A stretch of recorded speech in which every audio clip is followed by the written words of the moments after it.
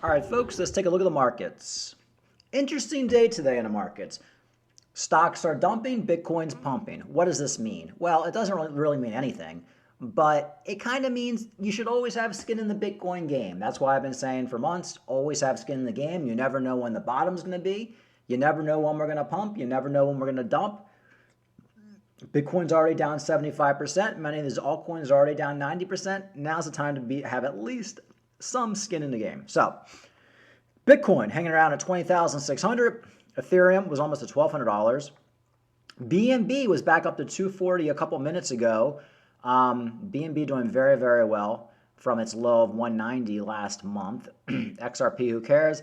Cardano back up to 44 cents. That's pretty much the sweet spot for Cardano. That's kind of where it likes to be. Solana back up to $36, a little bit of a pump today. Polymatic on fire, up to 68 cents. I've been talking about Polymatic for the last month. I knew I should have bought some when it was 40 cents. I didn't. It just keeps pumping and pumping and pumping. Eventually, we'll get a pullback probably back down to 50 cents or 45 cents, but wow, doing very, very well. Litecoin hanging out about $50. That's kind of Litecoin's sweet spot for the last month. And where's Mr. Theta? You know, VeChain's always around 2 cents. I think VeChain's going to blow up next bull run, by the way. I just feel like it's just under the radar. It's under the radar. Theta at $1.15. Not a bad time to pick up some Theta, folks. Not a bad time. In fact, I think at the $1.10 mark, I'm going to pick up more for my trading bag, and I'm going to dump it all at $1.60. Maybe $1.75. All right, what's going on in the world of crypto today? Okay. Cardano founder says blockchain will radically transform government. Imagine a situation where all of government's tax revenues is open source and everybody can look at it and see exactly where the money is coming from and where it is going. Imagine the archaic institutions of government that run our lives developing at the same rate of efficiency and efficacy as the mobile phones in our pockets. I agree with that. Charles Hoskinson is absolutely a genius. This is the coin to be in for the next bull market. I actually think governments within the next year or two are probably even now there's governments talking to Charles Hoskinson because they want him to help create blockchains and create the future of the dollar. I think Charles Hoskinson is going to be an integral part in the future of finance in America and other countries. You already saw him testifying in Congress. What was it, last month? Out of all the blockchain founders, they chose Charles Hoskinson. So I'm really excited about Cardano, and I'm just basically excited for everything that Charles Hoskinson does. Not to come off as a fanboy, but I think he's gonna lead Cardano basically to be, you know, a top 3 coin. It's probably gonna be one of the biggest pumpers of the next bull market. I really do think a $5 to $10, $15, $20 Cardano is not out of the cards within the next 2 or 3 years. And I think Charles Hoskinson is going to be leading the way.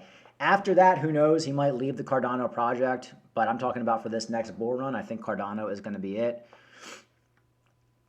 Imagine a situation where all transactions happen transparently on the blockchain. The state of every account is visible, and Revolution is open access, where every member of the public can be an auditor. That's the beauty of the blockchain. That is the one beauty of the blockchain, where everything's right there. You see where it's coming from. You see who paid this much in taxes.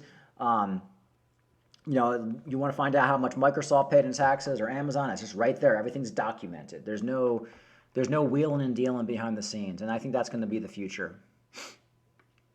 All right, what else we got going on today?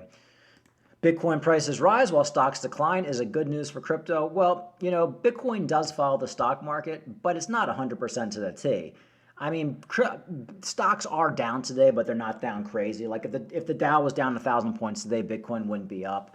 But, you know, it's not exact. And, you know, while Bitcoin is up today, it's up like $500, maybe $800 at best. So, you know, people do get a little worked up, like, oh, it's not following the stock market. Well, it pretty much is. I mean, you know, this is not exact. I mean, you can't expect it to be exact for every little moment of time, folks.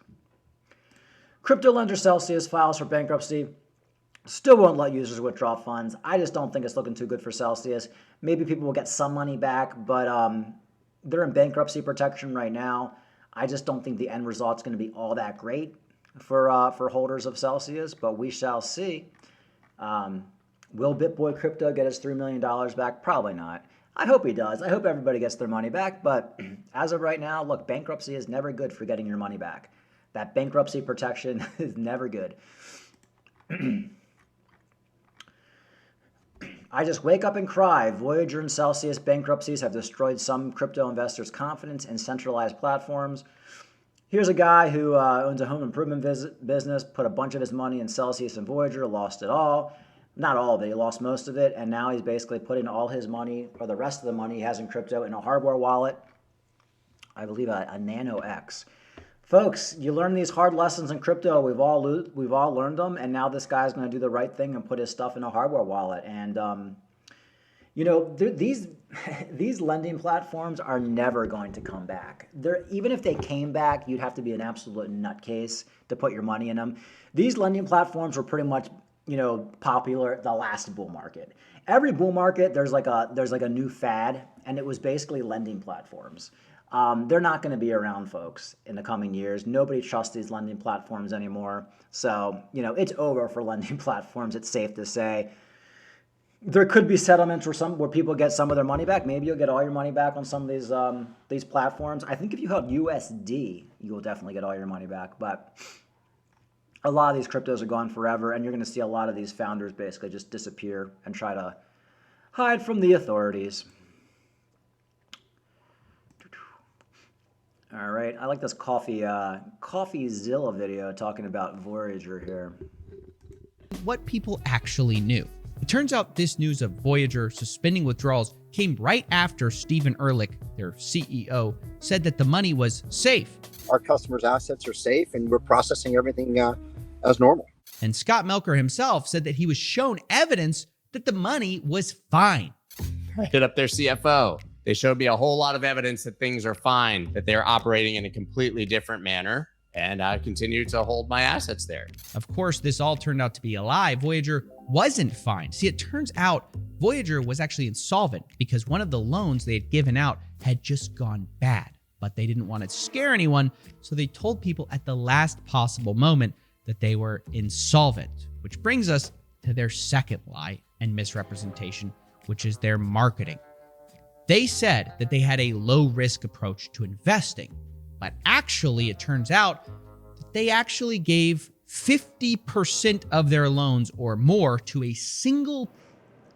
Anyway, so there's that. And I love, basically, of course, Voyager was a big scam. You'll never get any of your money back. But I love how they basically go back and he says, and even Scott Melker was scammed. Look, Scott Melker, highly entertaining, not a scammer, not a shiller, but the guy is a former, he's a former DJ.